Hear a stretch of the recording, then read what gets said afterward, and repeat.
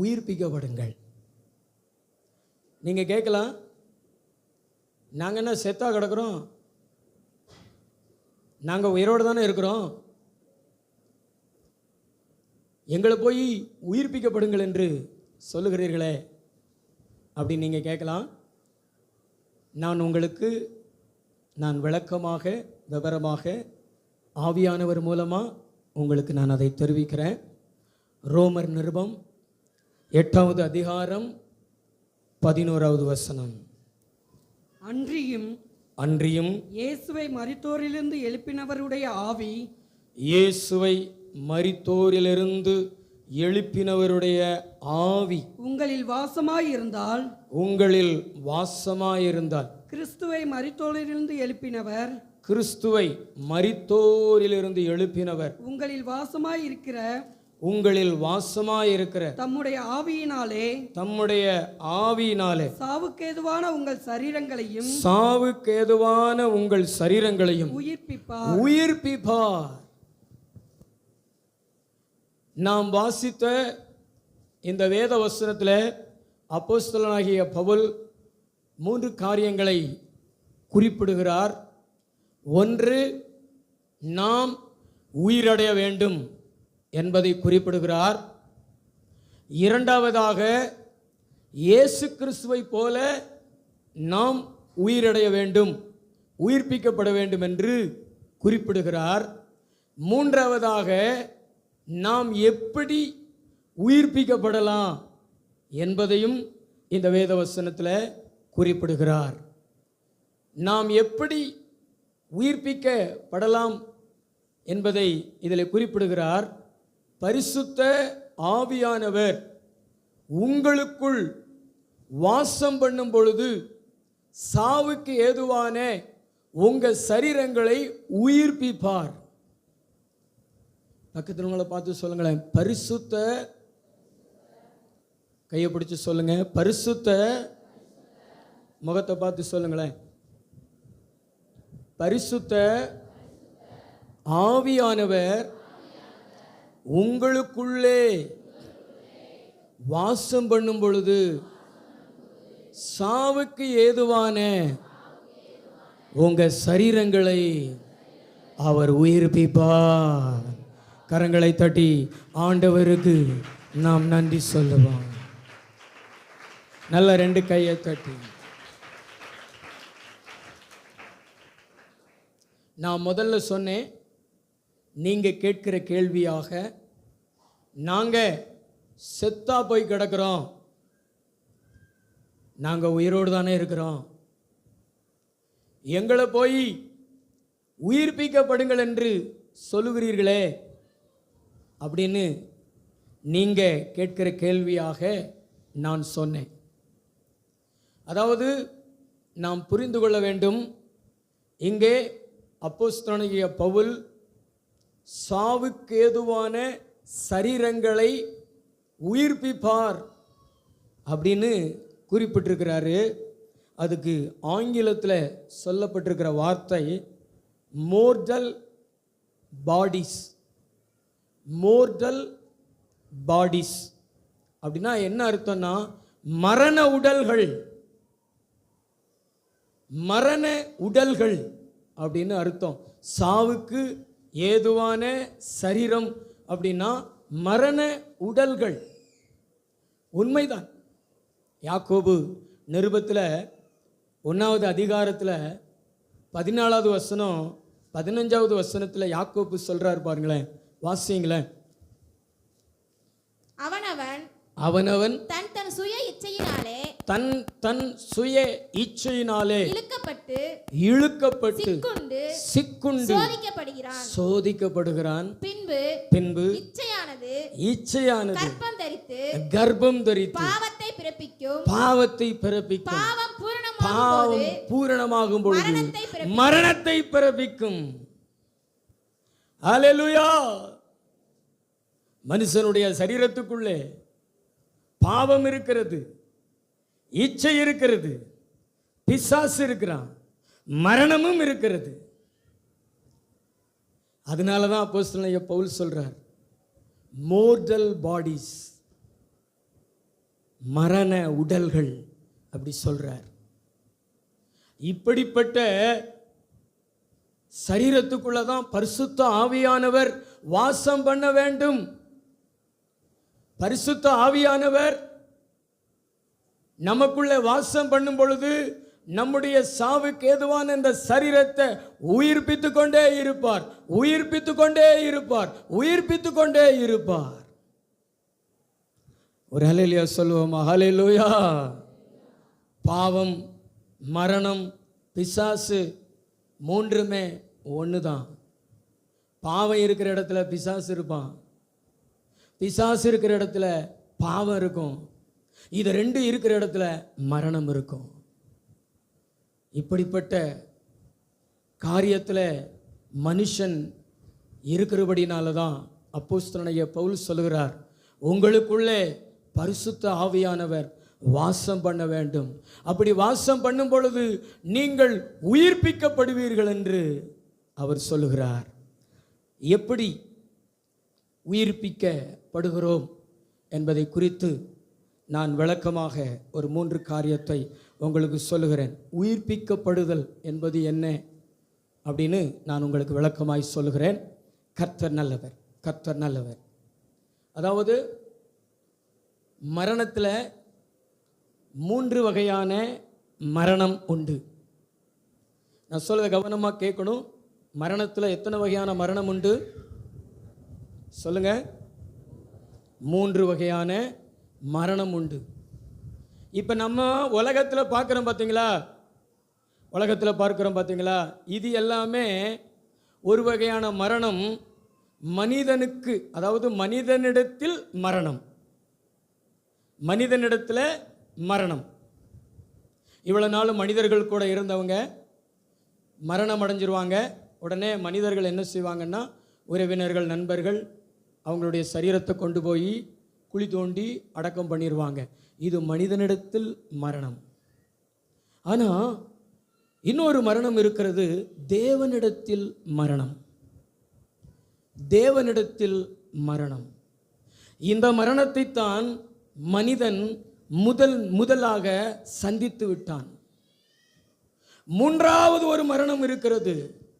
அது வெளிப்படுத்தின விசேஷத்தில் 21வது அதிகாரத்தில் 8வது வசனத்தில் சொல்லப்பட்டிருக்கிறது. வாசிங்க. பயப்படுகிறவர்களும் அவிசுவாசிகளும் கொலைபாதகரும் விபச்சாரக்காரரும் சூனியக்காரரும் விக்கிரக ஆராதனைக்காரரும் பொய்யர் அனைவரும் 2ஆம் மரணமாகிய எத்தனாவது மரணம்? சிஸ்டர் பின்னாடி உள்ளவங்க சொல்லுங்களேன். இந்த மரணம் மறைக்கப்பட்ட மரணம். பிசாசு இந்த மரணத்தை தான் மனுஷர்களுடைய கண்களுக்கு மறைச்சு வச்சிருக்கிறான். இன்னைக்கு நிறைய பேர் 2ஆம் மரணமாகிய நரகத்துக்குள்ளே தள்ளப்படுகிறார்கள்.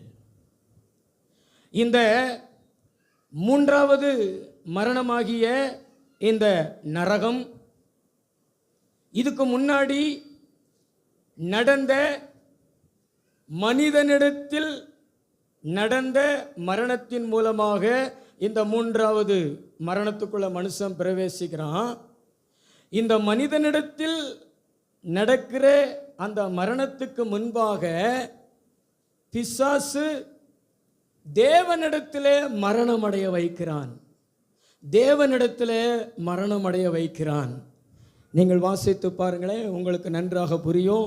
ஆதியாகமம் புஸ்தகம் 3வது அதிகாரம் 3வது வசனம் 4வது வசனம். ஆனாலும் தோட்டத்தின் நடுவில் இருக்கிற விருட்சத்தின் கனியை குறித்து தேவன் நீங்கள் சாகாதபடிக்கு அதை புசிக்கவும் அதை தொடவும் வேண்டாம் என்று சொன்னார் அல்லவா? அப்பொழுது சர்ப்பம் ஸ்திரீயை நோக்கி நீங்கள் சாகவே சாவதில்லை. நான் சொல்லுகிறத நல்லா கவனிங்க.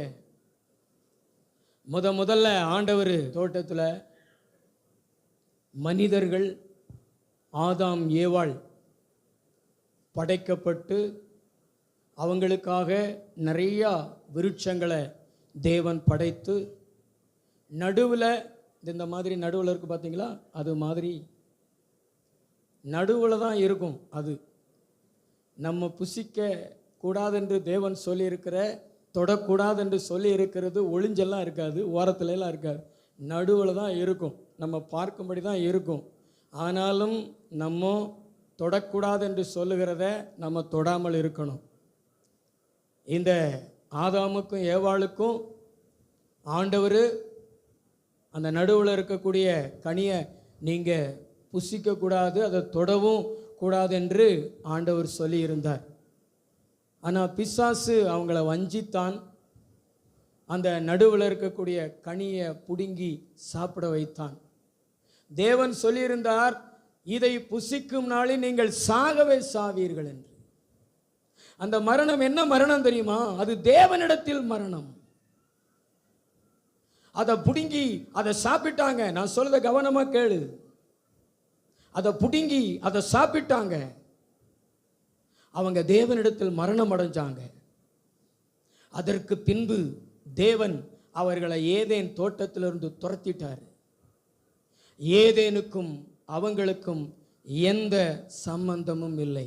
அன்றைய நாளிலிருந்து இன்றைய நாள் வரைக்கும் மனிதனிடத்தில் உயிரோடு இருக்கிறான். ஆனால் தேவனிடத்தில் மரித்தவனாய் காணப்படுகிறான். தேவன் மனிதனிடத்தில் இல்லை. தேவன் சொல்லி எதையோ கையில் வச்சிருக்கிறான். தேவன் சொல்லி எதை கையில் வச்சிருக்கிறான், எதையோ வச்சிருக்கிறான். ஆனா மனிதனிடத்தில் தேவன் இல்லை. அதே மாதிரி மனிதனும் தேவனிடத்தில் இல்லை. தேவன் உடையவைகளும் மனுஷனிடத்தில் இல்லை. மனுஷன் இன்னைக்கு தேவனுக்கு ஊழியம் செய்யறது இல்லை, சுவிசேஷம் அறிவிக்கிறது இல்லை. இந்த பூமியில வாழ்றான், ஆனா தேவனுக்கு ஊழியம் செய்கிறது இல்லை. தேவனுடைய வெளிப்பாடுகளை பெற்றுக்கொள்றதில்லை. தேவனிடத்தில் இவனும் ஜெபம் பண்றதில்லை, சர்ச்சுக்கு வர்றதில்லை, வேதவசனம் வாசிக்கிறது இல்லை. ஏன்? இவன் தான் மனிதனிடத்தில் உயிரோடு இருக்கிறான், ஆனா தேவனிடத்தில் மரித்து போயிட்டானே. நல்லா புரிஞ்சுக்கோங்க. தேவனிடத்தில் மரணம் அடைந்தவனுக்கு தேவனுக்கும் அவனுக்கும் எந்த சம்பந்தமும் தொடர்புமே இருக்காது. சர்ச்சுக்குள்ள உட்கார்ந்து இருப்பாங்க, ஆனாலும் தேவனுடைய பிரசன்னத்தை அவங்களால உணர முடியாது. தேவனுடைய சத்தத்தை அவங்களால கேட்க முடியாது. தேவனுடைய வார்த்தை அவங்களால கேட்க முடியாது. வேதத்தை அவங்களால படிக்க முடியாது. தேவனுக்கும் அவர்களுக்கும் இடைவெளி இருக்கும்.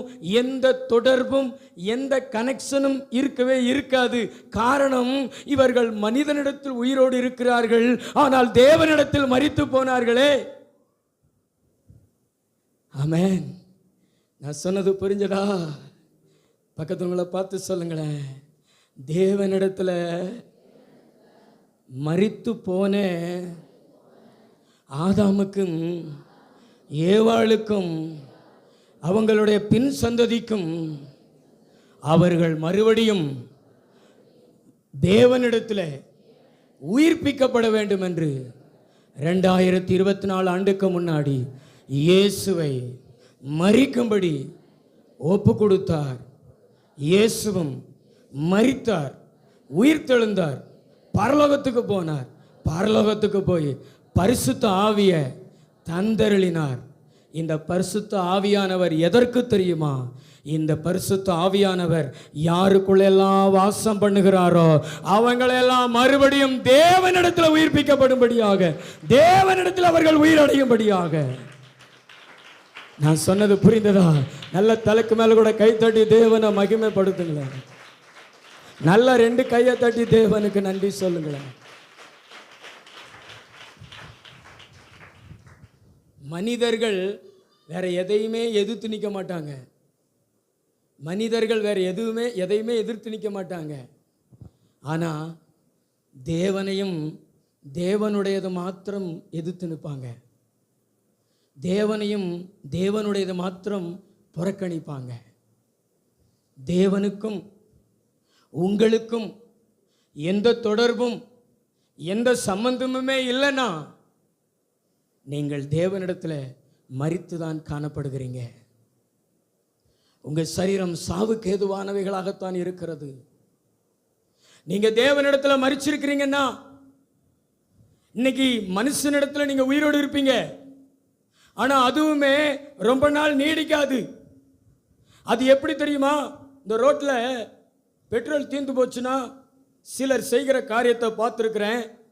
தங்களுடைய வண்டியை அப்படியே கீழே சாய்ச்சு அதுக்கு பிறகு நிமிர்த்தி அதுக்கு பிறகு ஸ்டார்ட் பண்ணுவாங்க. அதுக்கு பிறகு ஸ்டார்ட் பண்ண உடனே அது கொஞ்சம் தூரம் போகும், ஒரு பெட்ரோல் பல்க் வரைக்கும் போகும். அப்படி சில பேர் ஓட்டுறதை பார்த்துருக்குறேன். அதே மாதிரி தான் தேவனிடத்தில் ஒரு மனுஷன் மரித்த பின்பு மனுஷனிடத்தில் அவன் கொஞ்ச நாள் உயிரோடு இருப்பான், கொஞ்ச நாள் உலாவுவான். அதுக்கு பிறகு மனிதனிடத்திலையும் அவன் மரித்து இரண்டாம் மரணமாகிய நரகத்துக்குள்ளே போயிடுவான்.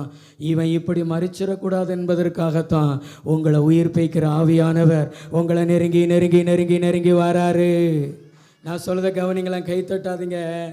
நீங்கள் தேவனிடத்தில் உயிர்ப்பிக்கப்பட்டீங்கன்னு வச்சுங்களேன், பரிசுத்த ஆவியானவர் உங்களை வந்து உயிர்ப்பிச்சிட்டாருன்னு வச்சுங்களேன், நீங்கள் நல்லா ஜெபிக்கிறவங்களா, நல்லா ஆராதிக்கிறவங்களா, வேத வசனத்தை தியானிக்கிறவங்களா, சர்ச்சுக்கு வருகிறவங்களா, தேவனுக்கு ஊழியம் செய்கிறவங்களா, நீங்கள் உயிர்ப்பிக்கப்பட்டவங்களா, தேவனிடத்தில் உயிர்ப்பிக்கப்பட்டவங்களா நீங்கள் காணப்படுனீங்கன்னா அதுக்கு பிறகு உங்களுக்கு மரணம் கிடையாது. இயேசப்பாவுடைய வருகையில் நீங்கள் பரலோகத்துக்கு போவீங்க. அல்லது கர்த்தருக்குள் நித்திரை அடைந்தவர்களாய் இயேசு கிறிஸ்து வரும்பொழுது நீங்கள் எழுந்து பரலோகத்துக்கு போவீங்க. அங்கே நித்திய ஜீவனை பெற்றுக்கொள்வீங்க. யுகம் யுகம் யுகமாக நீங்கள் பரலோகத்துக்குள்ளே இருப்பீங்க. அழிவுக்கும் உங்களுக்கு சம்பந்தம் கிடையாது. அதுதான் இயேசு கிறிஸ்து உயிர்த்தெழுந்த போல உயிர்த்தெழுதல். இயேசு கிறிஸ்து ஒரு தடவை தான் மரித்தார், அதுக்கு பிறகு அவருக்கு மரணமே கிடையாது. இன்னைக்கு பிதாவின் வலது பக்கத்தில் அவர் ராஜாதி ராஜாவா உட்கார்ந்திருக்கிறாரு. அவரை போல ஆவியானவர் மூலமா நாமும் உயிர்ப்பிக்கப்பட்டால் நம்முடைய காரியமும் அப்படித்தான் இருக்கும். நம்ம பரலோகத்தில் இருப்போம், பிதாவோடு இருப்போம், இயேசுவோடு இருப்போம், பரலோகத்தில் இருப்போம். அழிவுக்கும் நமக்கு சம்பந்தம் இருக்காது, மரணத்துக்கு நமக்கு சம்பந்தம் இருக்காது, பிசாசுக்கு நமக்கு சம்பந்தம் இருக்காது, பாதாளத்துக்கு நமக்கு சம்பந்தம் இருக்காது. இரண்டாம் மரணமாகிய நரகம் நமக்கு இல்லை, நமக்கு இல்லை. தேவனிடத்தில் உயிர்ப்பிக்கப்பட்ட நமக்கு இல்லை.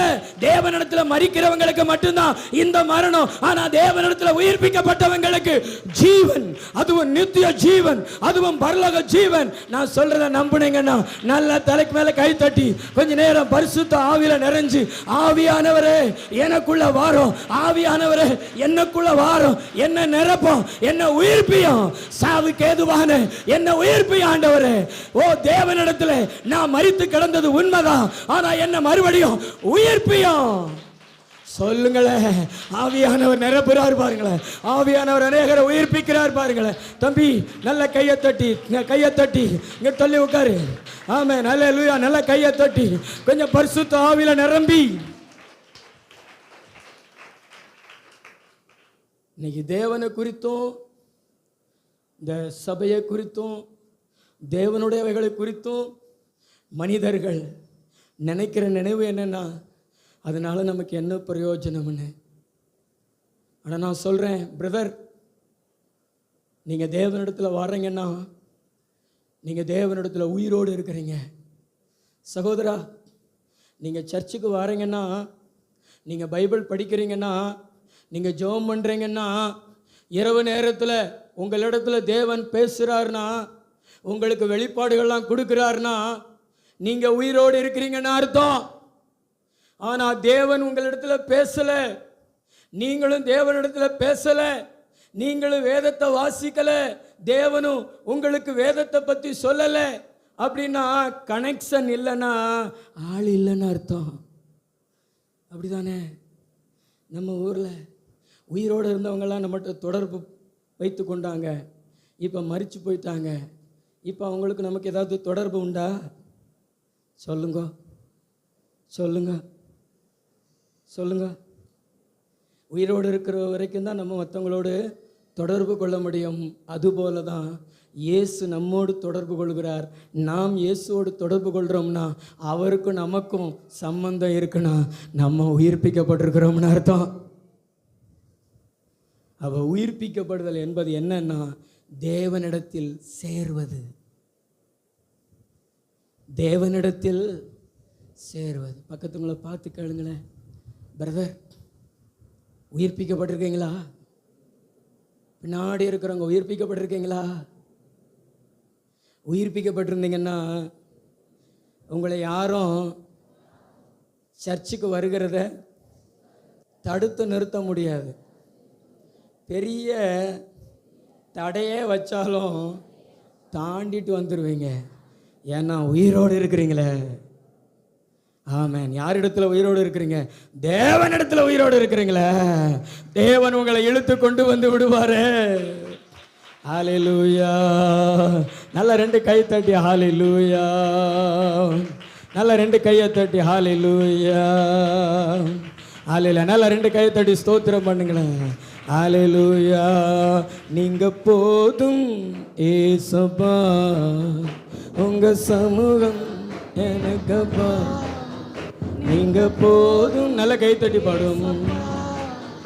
உங்க சமூகம் எனக்கப்பா, நீங்க போதும். பாடுங்களேன். உங்க சமூகம் எனக்கப்பா. சொல்ல வேண்டியதில்லை உயிரோடு இருக்கிறவங்களுக்கு. கவனிங்களேன், கவனிங்களேன். இப்போ இந்த மாதிரி பாப்பாவை இங்கே வாயேன். இப்போ இந்த மாதிரி பாப்பாவை பேசுன்னு கண்ணத்தை தடவி தள்ளி நான் சொல்லுவேனா? சொல்ல மாட்டேன். ஏன்னா அது உயிரோடு இருக்குது. இப்போ திடீர்னு மயக்கம் போட்டு விழுந்துருச்சுன்னு வச்சுங்களேன், அவள் அம்மா அங்கே உட்காந்துருக்கு, அப்படியே பாஞ்சிக்கிட்டு வரும். அவங்க அப்பா அங்கே உட்காந்துருக்கிறார், அவரும் பாஞ்சிக்கிட்டு வருவார். கண்ணத்தை தடவி தண்ணியை தெளித்து எந்திரிமா. அதாவது அந்த உயிரோடு இருக்கிற அந்த அனுபவத்தின் செயல்பாடுகளும் அந்த உயிரில்லாத அனுபவத்தின் செயல்பாடுகளும் வித்தியாசமாக இருக்கும். அதாவது சபையில் நீங்கள் உயிரோடு இருக்கிறீங்கன்னா உங்களை கைத்தட்டுங்க, பாட்டு பாடுங்க அப்படிலாம் சொல்ல வேண்டியதில்லை. ஆனால் இந்த உயிரிழந்து கிடக்குது பார்த்தீங்களா, கையை தட்டு, நல்லா பாடு, வாயை திறந்து பாடு, கண்ணை மூடி பாடு. ஐயோ தொண்டையெல்லாம் கழிஞ்சு போச்சு. உட்கார் தாயே உட்கார். ஆமாம், பாடுவோமா? நீங்க போதும் ஏசப்பா,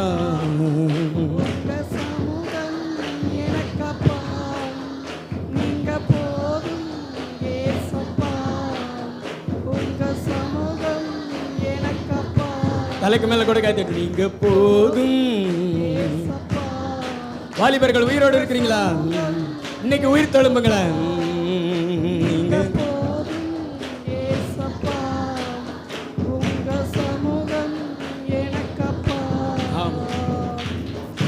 அதாவது இந்த உயிர் தழுதல் அடுத்து இனி வரக்கூடிய மரணம் அத்தனையும் தடுத்துரும். மனிதனிடத்தில் மரணம், 2ஆம் மரணமாகிய மரணத்தையும் தடுத்துரும். ஆனால் இந்த தேவனிடத்தில் மரணம் உங்களுக்கு அடுத்து மனிதனிடத்தில் மரணத்தையும் கொண்டு வந்துவிடும். அதற்கு அடுத்து 2ஆம் மரணமாகிய நரகம். மனிதனிடத்தில் பிசாசு பொய் என்று சொல்லி வைத்திருக்கிற ஒரு உண்மை எது அப்படின்னா பாதாளம், நரகம். ஆனால் 100% பாதாளம், நரகம், பரலோகம் உண்மை. ஏன்னா இந்த பூமியில் மனுஷனுக்கு நிலையான வாழ்க்கை கிடையாது. அவன் அரசனாக இருந்தாலும், அவன் ஏழையாக இருந்தாலும், இந்த உலகத்தில் எப்பேற்பட்ட மனிதனாக இருந்தாலும், மனிதனாக பிறந்தவனுக்கு மரணமும் உண்டு, நியாய தீர்ப்பும் உண்டு. நியாய தீர்ப்பு இருக்கு அப்படின்னா ஒன்று பரலோகம் அல்லது இன்னொன்று நரகம். நீங்கள்லாம் எங்கே போக விரும்புகிறீங்க சொல்லுங்களேன்? பரலோகமா? தேவனிடத்தில் செத்து இருந்தால் எப்படி பரலோகம்? அதிகால ஜபத்துக்கு டட்டு, பைபிள் ஸ்டடிக்கு டட்டு. நான் டெட்டு எக்ஸாமே சொல்லலை. ஆமாம், செத்து. ஞாயிற்றுக்கிழமை ஆராதனைக்கு பிரதர் செத்து செத்து. ஞாயிற்றுக்கிழமை ஆராதனைக்கு வரலையே, எங்க போன? செத்து. நீங்க சொல்ற காரணம் வேற காரணமா இருக்கும், ஆனா உண்மையிலே அது என்னது? செத்து. தேவனிடத்தில் செத்து. புசிக்க கூடாது என்று சொல்லப்பட்ட கனியை புடுங்கி சாப்பிட்டதின் விளைவு நீ சாகவே சாவாய். அந்த மாதிரி தேவனிடத்துல மரணம். அதனால தான் தேவனிடத்துல வருகிறது இல்லை. ஆனால் தேவனிடத்துல உயிர் தொழ வேண்டும். நம்ம செத்தது உண்மைதான், ஆனால் நம்ம உயிர் தொழணும். அதுக்கு தான் ஆவியானவரை கொடுத்துருக்கிறார். இந்த ஆவியில் நல்லா நிரம்புங்க, நல்லா அந்நிய பாஷை பேசுங்க. இந்த ஆவியானவர் உங்களுக்குள்ள எவ்வளவு, இந்த ஆவியானவர் உங்களுக்குள்ள எவ்வளவு வாசம் பண்ணுகிறாரோ அவ்வளவு ஜீவன், அவ்வளவு லைஃப். அல்லேலூயா. நம்ம மக்களுக்கு இந்த விவரமெல்லாம் புரியாது. சர்ச்சுக்கு பிள்ளைகளை கூட்டிட்டு வாங்க, பிள்ளைகளை சண்டே கிளாஸுக்கு அனுப்புங்க, பிள்ளைகளை ஜெபம் பண்ண சொல்லுங்க, அப்படியெல்லாம் சொன்னால் இவங்கெல்லாம் சுதந்திரம் கொடுக்குறாங்களாம் பிள்ளைகளுக்கு. அதனால் விட்டுருவாங்க. கடைசியில் ஒரு நாள் பார்த்தீங்கன்னா ஏதோ ஒரு விதத்தில் மனிதனிடத்தில் மரணம் வந்துடும். அதுக்கு பிறகு மார்பில் அடித்து, ஐயோ என் பிள்ளை மரிச்சிட்டானே, என் பிள்ளை செத்து போயிட்டானே அப்படி சொல்லிட்டு அழுவாங்க. ஞானமுள்ள பெண் தன்னுடைய பிள்ளைய தேவனிடத்தில் உயிரடைய வைப்பாள். அவள் தான் ஞானமுள்ள தாய். ஞானமுள்ள தகப்பன் தன்னுடைய பிள்ளைய தேவனிடத்தில் உயிரடைய வைப்பார். என்ன வேலை இருந்தாலும் சர்ச்சுக்கு வா, படிப்பை ரெண்டாவது பார்த்துக்கலாம், வேலையை ரெண்டாவது பார்த்துக்கலாம், மற்ற காரியத்தை ரெண்டாவது பார்த்துக்கலாம். நமக்கு தேவன் முக்கியம். அவர் தான் நமக்கு நித்திய ஜீவன் கொடுக்கணும், அவர் தான் நமக்கு பரலோகம் கொடுக்கணும், அவர் தான் இந்த பூமியில நம்மளை வாழ வைக்கணும். அவர் சொல்லி இருக்கிறாரே, நானோ அவைகளுக்கு ஜீவன் உண்டாயிருக்கவும் அது பரிபூர்ணப்படவும் வந்தேன் என்று சொல்லி இருக்கிறாரே. அவர் இந்த பூமிக்கு வந்தது நம்மளை உயிர்ப்பிக்கத்தானே வந்தாரு, நமக்கு ஜீவன் கொடுக்கத்தானே வந்தாரு, நம்மளை வாழ வைக்கத்தானே வந்தாரு. நம்ம அவரிடத்துல போகாம இருந்தா எப்படி?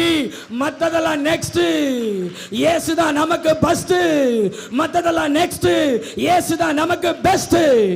அப்படி நீங்க உங்க பிள்ளைகளை வளர்த்தீங்கன்னா, ஓ உங்க பிள்ளைகள் மனிதனிடத்திலே மரணம் இல்லை, இரண்டாம் மரணமாகிய நரகமும் உங்களுக்கும் கிடையாது, உங்களுடைய பிள்ளைகளுக்கும் கிடையாது. ஆவியானவர் உங்களை பார்த்து சொல்றாரு, எச்சரிக்கையா சொல்றாரு. ஆவியானவர் உங்களோடு பேசுகிறாரு. நீயும் உயிரட, உன் பிள்ளையும் உயிரட வையே. தேவனிடத்தில் உயிரட. ஆவியானவர் உனக்குள்ள வரட்டும், ஆவியானவர் உன்னை நிரப்பட்டும், உன் பிள்ளையையும் நிரப்பட்டும். நீ ஆண்டவர் இடத்துல வராததுனால புத்திசாலி நினைக்காத. நீ முட்டாள் இன்னைக்கு தெரியாது சகோதரா, நீ அறிவு கட்ட முட்டாள் இன்னைக்கு தெரியாது, நீ செத்து போன தான் தெரியும். நீ மனிதனிடத்தில் மரணமடைவாய் பார்த்தியா, அதுக்கப்புறம் தான் தெரியும். ஏன் உன்னை பரலோகத்துக்கு கூட்டிட்டு போவதற்கு தூதர்கள் வந்திருக்க மாட்டாங்க. உன்னை பாதாளத்தில் இழுத்து கொண்டு போடுவதற்கு பிசாசு வந்திருப்பான். நீ அப்ப ஐயோ நான் வரமாட்டேன்ப. ஆனால் அவங்க இழுத்து கொண்டு போய் நரகத்தில் கொண்டு போட்டுருவாங்க. இன்னைக்கு கோடிக்கணக்கான ஜனம் நரகத்தில் வேகுது, இன்னைக்கு கோடிக்கணக்கான ஜனம் இருளுக்குள்ள கிடக்குது.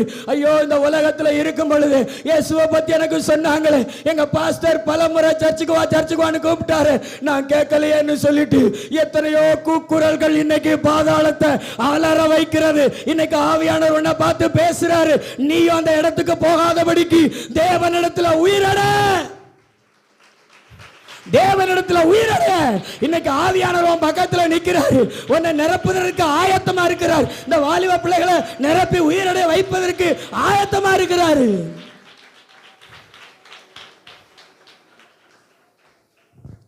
இது அற்பமா நினைக்காத. ஆவியில நிரம்பு, நல்லா ஆண்டவரை துதி.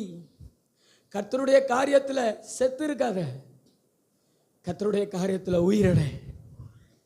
உன்னை உயிர்ப்பிப்பார் ஆவியானவர். ஆராதனை நேரத்தில் நல்ல அந்நிய பாஷை பேசி வெக்கப்படாத. அவர் உன்னை உயிர்ப்பிக்கத்தான் வராரு. நீ தண்ணி குடிக்கல, எதுக்கு தண்ணி குடிக்க? தம்பி நீ எதுக்கு தண்ணி குடிப்ப? எதுக்கு தண்ணி குடிப்ப? தாகத்துக்கா? எதுக்கு தண்ணி குடிப்பீங்க? எதுக்கு தண்ணி குடிப்பீங்க? உயிர் வாழ்றதுக்கு. அதை எப்படி கொடுப்போம்? அதாவது ரொம்ப நேரம் தண்ணி குடிக்காமல் இருந்து ரொம்ப தாகம் எடுக்குது. அப்போ அந்த ஒரு பாட்டில் தண்ணியை கொடுத்தா எடுக்கவே மாட்டாங்க. ஒரு பாட்டிலும் குடிச்சிருவாங்க. அதாங்க தாகம், உயிர் வாழ்கிறதுக்கு தாகம். அதே மாதிரி தான் ஆவியானவர் நம்மளை பார்த்து சொல்கிறார், நீ என் மேலே தாகமாக இருந்து என்னை குடி, உன்னை வாழ வைப்பேன்னு சொல்கிறாரு. ஜீவ தண்ணீரை குடி, உன்னை வாழ வைப்பேன்னு சொல்கிறாரு. ரெண்டாவது ஒரு காரியத்தை வாசிங்க. லூக்கா 15வது அதிகாரம் 17வது வசனம். அவனுக்கு புத்தி தெளிந்தபோது அவன் என் தகப்பனுடைய கூலிக்காரர் எத்தனையோ பேருக்கு பூர்த்தியான சாப்பாடு இருக்கிறது, நானோ பசியினால் சாகிறேன். நான் எழுந்து என் தகப்பனிடத்திற்கு போய் தகப்பனே பரத்துக்கு விரோதமாகவும் உமக்கு முன்பாகவும் பாவம் செய்தேன். 20 எழுந்து புறப்பட்டு தன் தகப்பனிடத்தில் வந்தான். அவன் தூரத்தில் வரும்பொழுது அவனுடைய தகப்பன் அவனை கண்டு மனதுருகி ஓடி அவன் கழுத்தை கட்டிக்கொண்டு அவனை முத்தம் செய்தான். நான் சொல்றத நல்லா கவனிங்க. நாம் உயிரடைவது எப்படி? தேவனிடத்தில் சேர்வதுதான் உயிரடைவது. ரெண்டாவது, தேவனை குறித்ததான உணர்வுகளை அடைவது தான் உயிரடைவது. தேவனை குறித்ததான உணர்வை அடைவது. இந்த இளைய குமாரன் அப்பாவை விட்டு சொத்தை பிரித்து கொண்டு நீண்ட தூர தேசத்துக்கு போயிட்டான். வேசித்தனத்தில் செலவழித்தான். துன்மார்க்கமான வாழ்க்கையில் செலவழித்தான். கடைசியில் பார்த்தீங்கன்னா அவனிடத்தில் இருந்த எல்லாமே குறைவுபட்டு பசி அப்படிங்கிற நிலைக்கு வந்துருச்சு. பன்றி திங்கிற தவிட்டை திங்கிறதுக்கு ஆசையாக இருக்கிற அந்த நிலைக்கு வந்துருச்சு. ஒரு நல்ல பதார்த்தத்தின் மேலே ஆசைகள் வரும். அப்படித்தானே சகோதரர்களே? நான் சொல்றதை கவனிக்கிறீங்களா? தூக்கம் வருகிறதா? இது கூட உங்களுடைய உயிர்த்தெழுதலின் அடையாளம்தான். ஆண்டவருடைய வசனங்களை நீங்கள் உன்னிப்பாக கேட்குறீங்கன்னா நீங்கள் உயிரோடு இருக்கிறீங்கன்னு அர்த்தம். தேவனிடத்தில் இல்லைன்னா மனுஷனிடத்தில் உயிரோடு இருக்கிறீங்க, ஆனால் தேவனிடத்தில் மரித்து காணப்படுகிறீர்கள் என்று அர்த்தம். நான் சொல்றதை கவனமாக கேளுங்க. ஆவியானவர் நம்ம கூட பேசுகிறார். அந்த இளைய குமாரன் தவிட்ட திங்கிற அளவிற்கு அதன் மேலே ஆசை உள்ளவனாய் மாறினான். நம்ம எல்லாருக்குமே ஒரு ருசி உள்ள ஒரு பதார்த்தத்தின் மேலே தான் நமக்கு ஆசைகள் வரும், அதை சாப்பிடணும்னு சொல்லி. ஆனால் இவனுக்கு தவிட்டு மேலே ஆசையாக இருக்குன்னா அப்போ அவனுக்கு தவிட்டை விட ஒரு மோசமான உணவு கூட அவனுக்கு கிடைக்கல. அந்த அளவுக்கு பசி.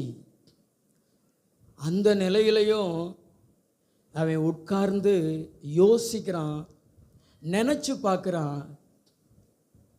என் தகப்பனுடைய வீட்டில் வேலை செய்கிற வேலைக்காரங்களுக்கு கூட என் தகப்பன் பூர்த்தியான சாப்பாடு கொடுக்குறாரு. என் தகப்பன் எவ்வளோ நல்லவர் தெரியுமா? வீட்டில் வேலை செய்கிற வேலைக்காரனுக்கு கூட அவர் பூர்த்தியான சாப்பாடு கொடுக்குறாரு. ஆனால் அவருடைய பிள்ளை, நான் பசினால் வாடுறேன். என் வீட்டில் இருக்கும் பொழுது, எங்கள் அப்பா வீட்டில் இருக்கும் பொழுது நான் எப்படி சாப்பிட்டேன்?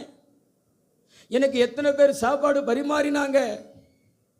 நான் எவ்வளவு திருப்தியாக சாப்பிட்டேன்? ஆனால் இன்னைக்கு நான் பசியினால் வாடுகிறேனே அப்படின்னு சொல்லிட்டு அவன் அப்பாவினுடைய அன்பு, அப்பாவினுடைய நல்ல குணம், அப்பாவினுடைய ஒவ்வொன்றையுமே அவன் நினைச்சு பார்க்கிறான். அதுதான் உணர்வடைவது. நீங்களும் ஆண்டவர் உங்க வாழ்க்கையிலே கடந்த நாட்களிலே செய்த அற்புதங்கள், அதிசயங்கள், நன்மைகள் எல்லாத்தையும் உட்கார்ந்து நினைச்சு பார்க்குறீங்கன்னா அதுதான் உணர்வடைவது. இன்னைக்கு இருக்கிற சூழ்நிலைகளை மனசுல வைக்கிறீங்க, இன்னைக்கு இருக்கக்கூடிய ஆசீர்வாதங்களை மனசுல வைக்கிறீங்க. ஆனா இன்னைக்கு இருக்கிறத நீங்க மனசுல வச்சிருக்கிறதுனால உங்களால தேவனிடத்துல எழுந்து வர முடியல. ஆனா நீங்க பழைய காலத்துல தேவன் உங்களை எப்படி நடத்தினார், உங்களுக்கு எப்படி உதவி செய்தார், உங்களை எப்படி போஷித்தார் என்பதை நீங்க உட்கார்ந்து நினைச்சு பார்த்தீங்கன்னா உங்களுக்குள்ள ஒரு உணர்வு வரும். அடுத்து பார்த்தீங்கன்னா எழுந்து கர்த்தரிடத்துல புறப்பட்டு போயிருவீங்க. அல்லது நீங்க இருக்கிற இடத்துல முழங்கால் போட்டு ஜெபம் பண்ண ஆரம்பிச்சிருவீங்க. ஏசப்பா, என்ன அன்னைக்கு அப்படி நடத்துனீங்களே, எனக்கு உதவி செய்தீங்களே, என்ன ஆதரிச்சீங்களே, எல்லாரும் மறந்த போது, எல்லாரும் கைவிட்ட போது நீங்க மட்டும் என் கூட இருந்தீங்களே அப்படி சொல்லிட்டு ஆண்டவரை துதிக்க ஆரம்பிச்சிருவீங்க.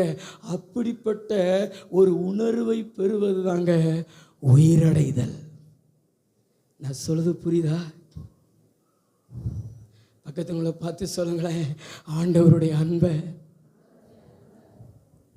வாலிபர்கள் கவனிச்சிங்களா? உணர்வடைவது. எப்படி உணர்வடைவது? அதாவது தேவனை குறித்த உணர்வு. இது ஒரு புத்தி தெளிவடைவதுங்க. இங்க வேதம் சொல்லுகிறது, அவன் புத்தி தெளிந்து தன் தகப்பனிடத்துல வந்தான். அதாவது திரும்பி வருவது ஒரு அபூர்வம். எந்த மனுஷனுமே பாருங்களேன், ஒருத்தவங்க இடத்துல இருந்து போனா திரும்பி வர மாட்டாங்க. அது ரொம்ப அபூர்வம். ஆனா உணர்வு உள்ளவங்களா இருந்தா திரும்பி வந்துருவாங்க. நிறைய நன்மைகளை பெற்றவங்களா இருந்தா திரும்பி வந்துருவாங்க. இன்னைக்கு தேவனிடத்துல கூட பாருங்களேன், ஆசீர்வதிக்கப்பட்டவங்க அவரை விட்டு போயிடுவாங்க. ஆனால் கஷ்டப்பட்டாலும் சில பேர் திரும்பி வர மாட்டாங்க. ஆனால் உணர்வு உள்ளவங்களா இருந்தாங்கன்னா திரும்பி வந்துருவாங்க. அது ஒரு புத்தி தெளிதல். அது ஒரு, அதாவது மயக்க நிலையிலிருந்து ஒரு தெளிவடைதல். அதை உணர்வடைதல்னு சொல்லலாம், புத்தி தெளிவடைதல் அப்படி சொல்லலாம். ஆனால் இப்படிப்பட்ட ஒரு காரியம் நமக்குள்ளே நடந்தால் அதான் உயிர்ப்பிக்கப்படுதல். இதை தர்றது பரிசுத்த ஆவியானவர். இந்த உணர்வுகளை தருவது யாரு? சொல்லுங்க, சத்தமா சொல்லுங்க, பரிசுத்த ஆவியானவர். 106வது சங்கீதத்தில் 7வது வசனத்தை வாசிங்களேன். எங்கள் பிதாக்கள் எகிப்திலே உம்முடைய அதிசயங்களை உணராமலும் உங்களுடைய அதிசயங்களை உணராமலும் உம்முடைய கிருபையின் திரட்சியை நினையாமலும் போய் சிவந்த சமுத்திர ஓரத்திலே கலகம் பண்ணினார்கள். இன்னைக்கு ஆண்டவரிடத்துல எத்தனை பேர் கலகம் பண்றாங்க? பக்கத்துங்களை பார்த்து, நீங்க ஆண்டவரிடத்துல கலகம் பண்ணலன்னு சொல்லுங்க. கேளுங்க, முகத்தை பார்த்து கேளுங்க. கண்டிப்பா நீங்க கலகம் பண்ணீங்களா இல்லையா? இந்த பக்கம் இருக்கிறவங்கள பார்த்து கேளுங்க, எப்படி கலகம் பண்ணீங்க? உங்களுக்கு உங்க ஜெபத்துக்கு பதில் கொடுக்கல, உங்களுக்கு அற்புதம் செய்யலை அப்படி சொல்லிட்டு கூட்டத்துக்கு வராமல் விட்டுருக்கீங்களா? ஜெபம் பண்ணாமல் விட்டுருக்கீங்களா? பைபிள் வாசிக்காமல் விட்டுருக்கீங்களா? ஒரு கூட்டமாவது ஆமாம் கர்த்தர்கிட்ட போய் நமக்கு என்ன கிடச்சிச்சு, கர்த்தர் என் ஜெபத்தை கேட்கல, நானும் தேடி தேடி பார்க்குறேன், அவங்க நல்லா இருக்காங்க, இவங்க நல்லா இருக்காங்க, இவங்க நல்லா இருக்காங்க, அவங்க நாளைக்கு பொட்டு பொடுக்கணும் போவாங்க, நீங்களும் அப்படி போயிடுவீங்களா? ஆமென். கலகம் பண்ணலன்னு சொல்லுங்கள். பக்கத்தில் பார்த்து சொல்லுங்கள், பாஸ்டர் கலகத்துக்கு பஞ்சமா? ஒரு கலகம் இல்லை, 2 கலகம் இல்லை, 3 கலகம், 4 கலகம். நான் சமையல் பண்ணிக்கிட்டு இருக்கும் பொழுது தவறி பாட்டில் காலில் விழுந்துருச்சு. அதுக்கு நான் ஒரு வாரம் சர்ச்சுக்கு வரல. ஏன் என் காலில் விழுந்துச்சு? ஹல்லேலூயா. தேவனிடத்துல ஒரு மனுஷன் இன்னைக்கு கலகம் பண்றான்னா அவன் உணர்வை இழந்துட்டான்னு அர்த்தம். இன்னைக்கு ஒரு சாதாரண காரியத்தை நீ மனசுல வச்சு தேவனிடத்துல எதிர்த்து நிக்கிற, ஆனா உன் வாழ்க்கையில உன் ஜீவனை எத்தனை முறை ஆண்டவர் பாதுகாத்து கொடுத்தார். இந்த இஸ்ரவேல் மக்கள் எகிப்து தேசத்துல எவ்வளவு பாடுகள் அனுபவிச்சாங்க தெரியுமா? அவங்களுடைய ஜீவன் அவங்களுக்கு கசப்பாயிருச்சு, வாழ பிடிக்கல. அந்த அளவுக்கு அடி, அந்த அளவுக்கு உபத்திரவம், அவங்களுக்கு வேலை செய்த தக்கன சம்பளம் கொடுக்கப்படலை. 1 வருஷம் அல்ல, 2 வருஷம் அல்ல, 3 வருஷம் அல்ல, 430 வருஷம் அடிமைத்தனத்துக்குள்ளே சிக்கி தவிச்சாங்க. ஆனா ஆண்டவர் அவங்களுடைய ஜெபத்தை கேட்டு, ஆண்டவர் அவங்களுடைய கூக்குரலை கேட்டு மோசேயை அனுப்பி எந்த மனுஷன் அவங்களை அடிமைப்படுத்தினானோ அந்த மனுஷனுக்கு முன்னாடி அற்புதங்களை செய்து அதிசயங்களை செய்து ஆண்டவர் அந்த ஜனங்களை வெளியே கொண்டு வந்தார். ஆண்டவர் அந்த பூமியில அந்த ஜனங்களுக்கு செய்த அற்புதத்தை போல வேற எந்த ஜாதிகளுக்கும் செஞ்சதில்லை, இனி செய்ய போறதில்லை. அந்த அளவுக்கு ஆண்டவர் எகிப்து தேசத்தில் அதிசயங்களை செய்தார். ஆனா அந்த எகிப்து தேசத்திலிருந்து அந்த செங்கடல் வர்ற வரைக்கும் அதுக்குள்ள அவருடைய அதிசயங்களை மறந்து போனாங்க. செங்கடலுக்கு முன்னாடி மோசேட்ட கேட்கிறாங்க, மோசே அந்த எகிப்து தேசத்துல பிரேத குழிகள் இல்லை என்றா எங்களை இங்க கொண்டு வந்த, எங்களை இந்த வனாந்தரத்துக்கு சாகவா கொண்டு வந்தேன்னு கேட்டாங்க. காரணம் என்ன தெரியுமா? ஆண்டவர் செய்த அற்புதங்களை அவங்க நினைக்கல. இன்னைக்கு ஆண்டவர் உங்களை பார்த்து சொல்றாரு, ஆண்டவர் உன் வாழ்க்கையில கடந்த காலத்துல நீ பிறந்த நாள் முதல் இந்த நாள் வரைக்கும் அவர் செய்த நன்மைகளை அற்புதங்களை நீங்க நினைங்க. அப்படி நினைக்கும் பொழுது உங்களுக்குள்ள தேவன் ஒரு உயிர்ப்பித்தலை கொடுப்பாரு, உங்களுக்குள்ள தேவன் ஒரு எழுப்புதலை கொடுப்பாரு, உங்களுக்குள்ள தேவன் ஒரு உணர்வை கொடுப்பாரு, உங்களுக்குள்ள தேவன் ஒரு புத்தி தெளிவை கொடுப்பாரு. அதுதாங்க உயிரடைதல். இந்த காரியத்தை நடப்பிக்கிறது யாரு அப்படின்னா பரிசுத்த ஆவியானவர்.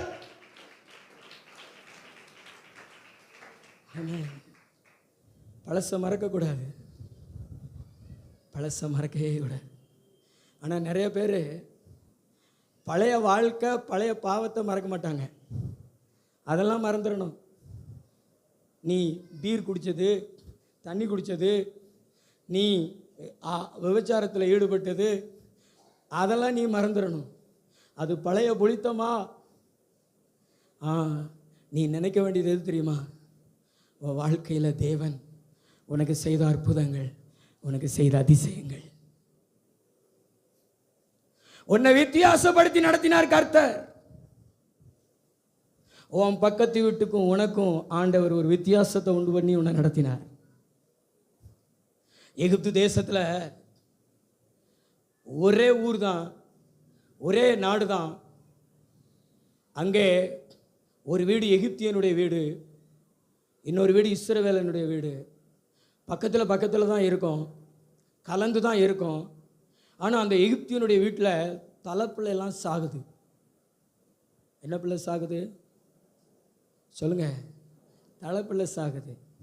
ஆனால் இஸ்ரவேலனுடைய வீட்டில் தலைப்பிள்ளை சாகலை, விளையாடிக்கிட்டு இருக்குது. உள்ள வீட்டுக்குள்ளே மகிழ்ச்சியாக இருக்குது. வெளியே பார்த்தா கூக்குரல் கேட்குது, அழுகை சத்தம் கேட்குது. ஏன்னா ஒரு தலைப்புள்ள 2 தலைப்புள்ள இல்லை, ராஜாவினுடைய தலைப்பிள்ளையிலிருந்து சிறைச்சாலையில் அடிமை வேலை செய்கிற மனுஷனுடைய தலைப்பிள்ளை வரைக்கும் செத்து போச்சு. ஒரே கூக்குரல். எப்படி இருந்திருக்கும்? ஆண்டவர் இந்த இஸ்ரவேல் ஜனங்களுக்கு ஒரு வித்தியாசத்தை உண்டாக்கி நடத்தினார். எகிப்து தேசத்தில் புறப்பட்ட நாளில் நடந்தது போல உனக்கு அதிசயங்களை காண பண்ணுவேன்னு சொல்லி ஆண்டவர் இன்னைக்கு நமக்கு வாக்குத்தத்தம் கொடுக்குறாரா? நமக்கு அதிசயங்களை காண செய்தாரா? அதே மாதிரி தான் அந்த ஜனங்களுக்கு அதிசயத்தை காண செய்தாரு. ஆனால் அந்த அதிசயத்தை அவங்க என்ன செய்யலை? உணரலை. பக்கத்தில் பார்த்து சொல்லுங்களேன், அந்த அதிசயத்தை உணரலை. அந்த அதிசயத்தை உணரலை. கிருபைகளின் திரட்சியை மறந்து போனார்கள். அதுதான் செத்த நிலை. நான் கேட்குறேன், நீங்கள் எப்படிப்பட்ட நிலை? நீங்கள் ஆண்டவர் செய்த அதிசயங்களை நினச்சி நினச்சி நினச்சி ஸ்தோத்திரம் பண்ணுறீங்களா? ஆண்டவர் உங்களுக்கு பாராட்டின கிருபைகளெல்லாம் நினச்சி நினச்சி நன்றி சொல்லுவீங்களா? எத்தனை பேர் அப்படி சொல்லுவீங்க? உங்கள் 2 கைகளை உயர்த்தி காமிங்களே. எத்தனை வாலிப பிள்ளைகள் சொல்லுவீங்க? உங்கள் 2 கைகளை உயர்த்தி காமிங்களே. பாருங்களேன், எல்லாம் நன்றி கெட்ட கூட்டம், நன்றி கெட்ட கூட்டம். இங்கே எத்தனை பேர் ஆண்டவர் செய்த நன்மைகளை நினச்சி நன்றி சொல்வீங்க?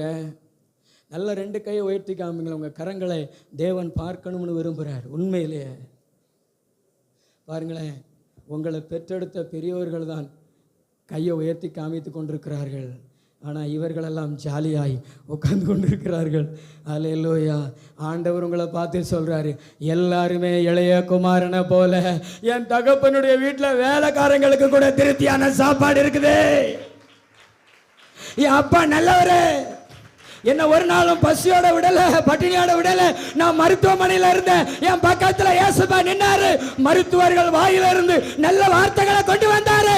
இதுவரைக்கும் நான் என் குடும்பமும் என் பிள்ளைகளும் நலமா இருக்கிறோம்னா அது தெய்வத்தினுடைய கிருபை.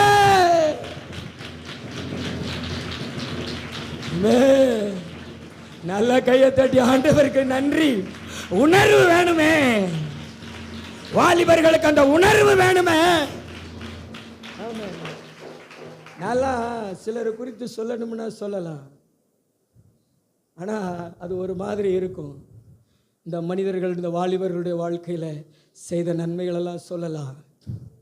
எனக்கு ஞாபகம் இருக்கிறது. ஏன்னா 25 வருஷமாக உங்கள் பிள்ளைகளை நான் பார்க்கிறேன், உங்களை நான் பார்க்கிறேன். ஆமென். ஆனால் அதை நினச்சி பார்க்கணும். இந்த ஜாஸ்மின்லாம் பார்த்திங்கன்னா அது பிறக்கிறதுக்கு நாங்கள் எவ்வளவு ஜெபம் பண்ணியிருப்போம்னு எங்களுக்கே தெரியாது. அவங்க அம்மாட்ட கேட்டால் தெரியும். ஆமாம். என்ன சிஸ்டர், ராணி சிஸ்டர் எங்கே இருக்கிறீங்க? அவங்களுக்கு முதல் குழந்தை, ஆண் குழந்தை மரித்து ஒரு சில நாட்கள் இருந்து இறந்து போச்சு. அந்த நிலையில் சர்ச்சுக்கு வந்தாங்க. ஆண்டவர் இடத்துல நாங்களும் ஜெபம் பண்ண உபாசத்துக்கு வருவாங்க. இங்கே இருந்தாங்க, நாங்களும் போவோம். அவங்களுக்கு அந்த பிரசவம் ஆகிற வரைக்கும் திடீர்னு ஃபோன் போட்டு கூப்பிடுவாங்க, போய் ஜெபம் பண்ணுவோம். நாங்கள் மதுரைக்கு கீபோர்டு வாங்க போயிருந்தோம். இந்த கீபோர்டு இல்லை, இன்னொரு கீபோர்டு. அதை வாங்கி கொண்டு இருக்கும் பொழுது அவங்க அம்மா ஃபோன் போட்டாங்க, பாஸ்டர் சாத்தூரில் பெண் குழந்தை பிறந்திருக்கிறது என்று சொல்லி. உடனே சந்தோஷம். கீபோர்டை ட்ரெயினில் வாங்கிட்டு வந்து அதை ஆட்டோவில் கொண்டு வந்து மருத்துவமனைக்கு முன்னாடி நிறுத்தி மருத்துவமனைக்குள்ளே போய் இந்த குழந்தைய பார்த்துட்டு ஜெபம் பண்ணி எடுத்தான் வந்தோம். ஆனால் என்னைக்காவது இருங்க ஜாஸ்மின், என்னைக்காவது நினச்சி பார்த்துருக்கியா? உங்கள் அம்மா தான் அதை சொல்லியிருக்குதா? அதெல்லாம் நினச்சி பார்த்தோம்னா நம்ம வீட்டுக்கு போக மாட்டோம். பாஸ்டர் எங்களுக்கு கொஞ்சம் சோறு மட்டும் கொடுங்க, அப்படியே அதிகாலை ஜெபத்தை முடிச்சுட்டு போயிடும். பாஸ்டர் எங்களுக்கு கொஞ்சம் சோறு மட்டும் கொடுங்க, ஞாயிற்றுக்கிழமை ஆராதனை முடிச்சுட்டு போயிடுறோம் சொல்லிடுவீங்க. மறுப்பேனோ மறந்து போவேனோ, உம்மை மறந்தால் இந்த உலகில் வாழ்வேனோ. மறுப்பேனோ மறந்து போவேனோ, உம்மை மறந்தால் இந்த உலகில் வாழ்வேனோ. நான் நிற்பதும் நிர்மூலமாகாததும், நிர்மூலமாகாததும் கிருபைதா, கிருபைதா, உங்க கிருபைதா. சொல்லுங்களேன் கைவர்த்தி. நன்றி நன்றி ஐயா, நன்றி நன்றி ஐயா, நன்றி நன்றி ஐயா, நன்றி நன்றி ஐயா. நாம் நிற்கிறோம், நிர்மூலமாகாமல் இருக்கிறோம். அது ஆண்டவருடைய கிருபை. உணர்றீங்களா? உங்களையும் விசாரித்தோம்னா நீங்கள் நிறையா சொல்லுவீங்க கர்த்தர் உங்களுக்கு செய்த நன்மைகள். ஆமாம். என்னுடைய வாழ்க்கையிலெல்லாம் அதிகமாக என்னுடைய கடந்த காலத்தை நினைவு கூர்ந்து நான் ஆண்டவருக்கு நன்றி சொல்வேன். அப்போ தான் ஆண்டவர் எனக்கு நிறைய பாடல்கள் தருவார். இப்போ கூட காணிக்க பாடல் ஒன்று பாடணுமே, என்னையும் அழைத்தீரே இயேசுவை, என்னையும் அழைத்தீரே, உம்மை அறியாமல் அலைந்த என்னை என்னையும் அழைத்தீரே, அன்பு இல்லா அலைந்த என்னை உம் அன்பினால் அணைத்தீரே, பாடுகளில் வாழ்ந்த என்னை உம் பாசத்தால் அழைத்தீரே. எல்லாமே ஆண்டவர் கொடுக்குற உணர்வினாலே பிறந்த பாடல்கள். நீங்களும் மூலையில் உட்காந்துட்டு ஆண்டவர் உங்களுக்கு செய்த நன்மைகளெல்லாம் யோசித்து பாருங்களேன். கர்த்தர் உங்களை ஆசீர்வதிக்கவே ஆசீர்வதிப்பார். நீங்கள் ஆண்டவரிடத்தில் எழுந்து வருவீங்க, ஆண்டவர் ஓடி வந்து உங்களை கட்டி அணைத்து முத்தம் செய்து, இதிலும் பெரிதானவைகளை காண்போய், இதிலும் மேலானவைகளை காண்பாய். நீங்க எதிர்பார்த்து வந்தது சாப்பாடா இருக்கும், ஆனா ஆண்டவர் உங்களுக்கு கொடுப்பது அந்தஸ்தாக இருக்கும். இந்த இளைய குமாரன் எதிர்பார்த்து வந்தது சாப்பாடு, ஆனா ஆண்டவர் கொடுத்தது அந்தஸ்து. இளைய குமாரன் எதிர்பார்த்து வந்தது வேலைக்காரன், ஆனா ஆண்டவர் அவனுக்கு கொடுத்தது மகன், சன் சன் சன். இழந்து போன அந்த புத்திர பாக்கியத்தை மறுபடியும் திரும்ப கொடுத்து அந்தஸ்தை கொடுத்து மகன் மேல உள்ள அன்பை வெளிப்படுத்தின அப்பா, அந்த அப்பாவா இன்னைக்கு நம்ம இடத்துல வந்திருக்கிறார். நம்ம அப்பாவினுடைய இருதயம் உங்களுக்கு எப்பயுமே திறந்ததா இருக்கும். தலைக்கு மேல கை தட்டி அப்பா உமக்கு நன்றி அப்படி சொல்லுங்களேன். அப்பா உங்களுக்கு நன்றி. இன்னைக்கு கர்த்தர் உன்னை நோக்கி கருத்தை நீட்டுகிறாரு. நீ ரெடினா நான் ரெடி, நீ எந்திரிச்சு வந்துட்டேன்னா நான் வந்துடுவேன். ஆமென். அப்பா ரெடி தான், நீங்க ரெடியா? நீங்க வீட்டில் கிளம்பும் போதே இங்க எந்திரிச்சு நின்றுவாரு. நீங்க ரோட்ல வந்துட்டீங்கன்னா இறங்கி வருவாரு, கட்டி அணைத்து முத்தம் செய்து அந்தஸ்து கொடுப்பார். ஆண்டவர் அதிகாரம் கொடுப்பார். உங்களை வேலைக்காரன் கூட அசட்டை பண்ணிராதபடிக்கு அவன் கையின் மூலமாகவே அந்தஸ்தை கொண்டு வர சொல்லுவாரு. இந்த இளைய குமாரனுக்கு ஆண்டவர் மோதிரம், பாதரட்ச, விலையேறப்பட்ட வஸ்திரம் இதெல்லாம் வேலைக்காரனத்தில் கொண்டு வர சொன்னார். கொளுத்த கன்ற வேலைக்காரனை அடித்து கொண்டு வர சொன்னார். காரணம் என்ன தெரியுமா? நான் என் பிள்ளைய மறுபடியும் சேர்த்து கொண்டேன். இது என்னை விட்டு தூரம் போனாலும் இது என் பிள்ளை தான். என் பிள்ளைய நீ அலட்சியம் பண்ணிடக்கூடாது. நீ முந்தி செய்த பணிவுடைய இப்பொழுதும் செய்யணும்னு சொல்லிதான் ஆண்டவர் வேலைக்காரனை வச்சே அந்தஸ்தை கொண்டு வர செய்து அவனை கனப்படுத்தினாரு. அல்லேலூயா. நம்ம ஆண்டவருக்கு நம்ம மேல எவ்வளவு அன்பு. சிஸ்டர் உணர்றீங்களா? எத்தனை பேர் உணர்றீங்க? நான் உணர்றேன்னு சொல்றேங்க எத்தனை பேர்? ஹல்லேலூயா. ஆண்டவர் உங்களை நேசிக்கிறார். ஆண்டவரிடத்தில் கலகம் பண்ணாமல் இருப்பதற்கு நீங்கள் உணர்வை பெற்றுக்கொள்ளுங்க. இந்த பிசாசுன்னு ஒரு பேர் கிடக்காம பார்த்தீங்களா? போகிற இடத்துலலாம் ஆண்டவர் குறித்து தப்பு தப்பாக சொல்லுவான். எல்லா இடத்துலையும் சொல்லுவான். வேலைக்கு போகிற இடத்துல, நண்பர்கள் மூலமாக, ஸ்கூலில், காலேஜில் அவனுக்குன்னு ஒரு டிபார்ட்மெண்ட்டை வச்சுருப்பான். அவனுக்கு வேலையே என்னன்னா, கர்த்தர் உன்னை மறந்துட்டார், கர்த்தர் உன்னை கைவிட்டுட்டார், அதுதான் அவன் வேலை. அவனுக்கெல்லாம் செவியை திறந்து விசுவாசத்தை இழந்து நிற்கிற கூட்டங்கள் தான் நிறையா. அவனுக்கு செவியை திறக்கக்கூடாது. வாத்தியார் மூலமா கர்த்தர் சொன்னா கூட கர்த்தருக்கு எதிரான சிந்தனைகளுக்கு, கர்த்தருக்கு எதிரான வார்த்தைகளுக்கு, விசுவாச வார்த்தைகளுக்கு நாம் எதிர்த்து தான் நிற்கணும். அதை நம்முடைய செவிகளுக்குள்ளே கொண்டு போகக்கூடாது. ஆமென். உற்சாகம் ஒரு அல்லேலூயா சொல்லுமா? அல்லேலூயா. தேவ ஞானம் வேற, உலக ஞானம் வேற. நமக்கு ஆண்டவர் கற்றுக் கொடுக்கிறது தெய்வீக ஞானம், இறையியல், தேவனை குறித்ததான ஞானம். ஆனா மரித்து போன மனிதர்களுக்கு, ஆண்டவர் அறியாத மனிதர்களுக்கு, மனிதனிடத்தில் மற்றும் உயிரோடு இருக்கிற தேவனிடத்தில் மரித்து போன மனிதர்களுக்கு தேவனை குறித்து என்ன தெரியும்? படைப்பை குறித்து தெரியுமா? ஆண்டவருடைய அற்புதங்களை குறித்து தெரியுமா? ஆண்டவருடைய அன்பை குறித்து தெரியுமா? ஆண்டவர் இயேசு கிறிஸ்து சிலுவையிலே தன் கடைசி சொட்டு இரத்தத்தையும் சிந்தி பாவிகளாய் இருக்கையில நம்மேல் அன்பு கூர்ந்து தன்னுடைய அன்பை வெளிப்படுத்தினது தெரியுமா? ஒன்றும் தெரியாது. அல்லேலூயா. ஆவியானவர் உங்களுக்கு சொல்லுகிறதை மனதில் பதித்து கொள்ளுங்கள். தேவனுக்கு எதிரானவைகளுக்கு உங்கள் செவியை அடைத்து கொள்ளுங்கள். ஏவாள் செய்த மிகப்பெரிய தவறு, பிசாசுனுடைய வார்த்தைகளுக்கு அவள் செவியை திறந்தது தான். செவியை திறந்தாள், மறைத்தாள். கணவனுக்கு மறைத்தாள், தேவனுக்கு மறைத்தாள். பெண்களுக்குள்ளே அந்த சுயநலமான முடிவு எடுக்கிற தன்மைகள் நிறையா இருக்கும். ஆனால் அப்படி எடுக்கக்கூடாது. பிசாசு உங்களை வஞ்சித்துருவான், மற்றவங்களும் உங்களை வஞ்சித்துருவாங்க. உங்கள் மனசு, உங்கள் காதில் ஒன்றை கேட்குறீங்கன்னா முதல்ல உங்கள் கணவர் இடத்துல சொல்லுங்கள். ரெண்டாவது 2 பேர் சேர்ந்து ஜெபம் பண்ணுங்க. மூணாவது பாஸ்டர் இடத்துல கொண்டு வாங்க.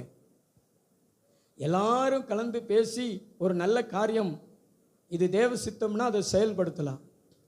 ஆனால் யாரிடத்துலையும் சொல்லாமல் நீங்கள் மட்டும் ஒரு முடிவை எடுத்து கடைசியில் பார்த்தீங்கன்னா மாட்டிக்கொள்வாங்க. ஒரு பழமொழி சொல்லுவாங்களா, பெண் புத்தி பெண் புத்தி. அதுதான் ஏவாள் அன்னைக்கு மாத்திரம் கணவனிடத்தில் மறைக்காம சொல்லியிருந்தான்னா சாத்தா வைக்கப்பட்டிருப்பாங்க.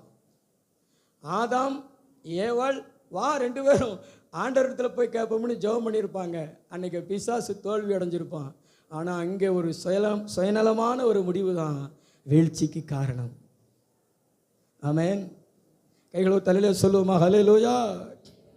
கடைசியாக ஒரே ஒரு வசனத்தை மட்டும் நான் சொல்லி முடிச்சிடுறேன். ஓசியா 6வது அதிகாரம் 2வது வசனம் 3வது வசனம். 2 நாளுக்கு பின்பு. தம்பி நான் சொல்றதை கவனிக்கணும். நான் இப்போ சொன்ன வசனம் எந்த புஸ்தகத்தில் இருக்குது? என்ன புஸ்தகம் சொன்னேன் தம்பி? என்ன புஸ்தகம் சொன்னேன்? எஸ்தரா, யோபா, ஏசையா, உனக்கு வரும் தோசையா? நீங்கள் சொல்லுங்களேன், நான் என்ன புஸ்தகம் சொன்னேன்? அவன்கிட்ட சொல்லுங்க தம்பி. ஓசியா. வாசிங்க. 2 நாளுக்கு பின்பு. 2 நாளைக்கு பின்பு அவர் நம்மை உயிர்ப்பிப்பார். அவர் நம்மை உயிர்ப்பிப்பார். 3ஆம் நாளில் நம்மை எழுப்புவார். 3ஆம் நாளில் நம்மை எழுப்புவார். அப்பொழுது நாம் அவருடைய சமூகத்தில் பிழைத்திருப்போம். அப்பொழுது நாம் அறிவடைந்து கர்த்தரை அறியும்படி தொடர்ந்து போவோம். அவருடைய புறப்படுதல் அருணோதயம் போல ஆயத்தமாய் இருக்கிறது. அவர் மழையைப் போலவும் பூமியின் மேல் பெய்யும் முன்மாறி பின்மாரியை போலவும் நம்மிடத்தில் வருவார். அல்லேலூயா. சத்தம் அவர் அல்லேலூயா சொல்லுவோம். அல்லேலூயா. வேதம் நமக்கு சொல்லுகிறது தேவனிடத்தில் உயிரடைவது. முதலாவது ஆண்டவர் சொன்னார் தேவனிடத்தில் சேர்வது. 2வது ஆண்டவர் சொன்னார் தேவனை குறித்த உணர்வை அடைவது. 3வது ஆண்டவர் சொல்லுகிறார் தேவனை குறித்ததான அறிவை அடைவது. தேவனை குறித்ததான அறிவை அடைவது. சொல்லுங்களேன், தேவனை குறித்ததான, சத்தமாய் சொல்லுங்களேன், அறிவை அடைவது. உலகத்தில் எல்லாவற்றையும் குறித்த அறிவை பெற்றுக்கொள்றீங்க. ஆனால் தேவனை குறித்த அறிவை பெற்றிருக்கிறீர்களா? தேவனை குறித்த அறிவை பெற்றிருப்பீங்கன்னா ஆண்டவரை விட்டு பின்வாங்க மாட்டீங்க. ஆண்டவரை விட்டு ஓட மாட்டீங்க. இன்னும் ஆண்டவரை, சத்தமாக சொல்லுங்க, இன்னும் ஆண்டவரை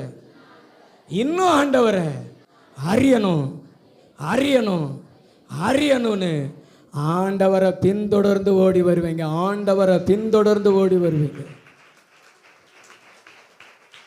நல்ல கை தட்டி ஆண்டவருக்கு நன்றி சொல்லுங்களேன். ஆண்டவரை பின்தொடர்ந்து ஓடி வருவீங்க. இன்னைக்கு நிறைய பின்மாற்றங்களுக்கு காரணம் என்ன?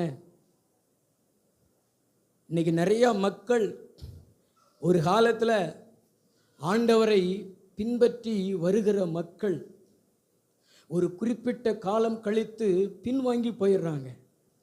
ஞாயிற்றுக்கிழமை ஆராதனைக்கு கூட வராமல் போயிடுறாங்க.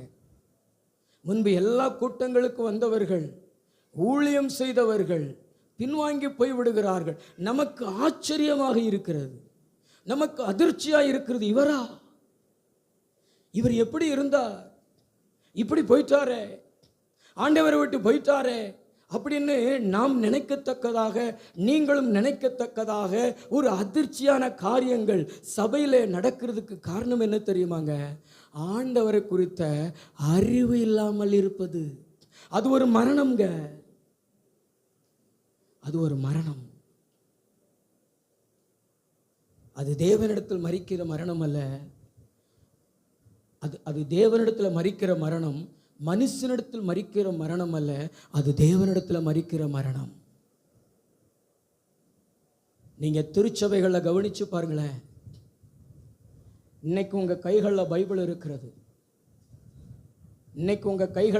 இருக்கிறது.